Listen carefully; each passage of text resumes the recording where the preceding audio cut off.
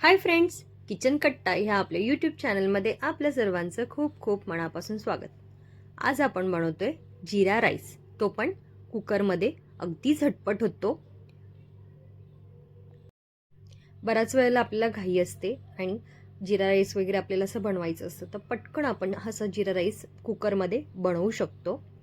त्यासाठी मी इथे 1 चमचा जिरं घेतला आहे, दालचिनी, लवंग आणि काळी मिरी घेतली आहे।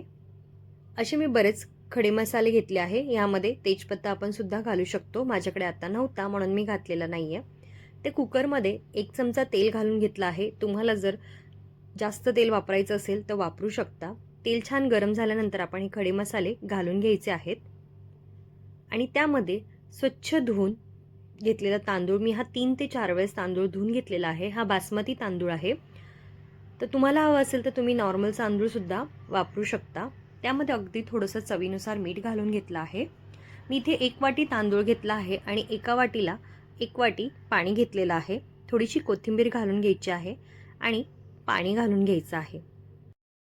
झाकण लावून 10 मिनिटं किंवा 1 सिटी होईपर्यंत आपण भात शिजवून घ्यायचा आहे मीडियम फ्लेमवरती। आणि सिटी झाल्यानंतर आपण ती वाफ काढायची आहे आणि थोड्या वेळाने कुकरचं झाकण खोलायचं आहे। पाहू शकता छान मस्त जिरा राईस बनून तयार झाला आहे। अगदी मोकळा मोकळा जिरा राईस बनून तयार होतो। आपण हा राईस सर्व करून घेऊयात। अगदी झटपट आणि टेस्टलाही खूप छान असा जिरा राईस बनून तयार झालेला आहे। तुम्ही हा जिरा राईस कोणत्याही ग्रेव्ही सोबत खाऊ शकता। तुम्हाला ही माझी रेसिपी कशी वाटली नक्की कळवा। आवडली तर माझ्या चॅनलला सबस्क्राइब करा। पुन्हा भेटूया अशाच एका नवीन रेसिपी।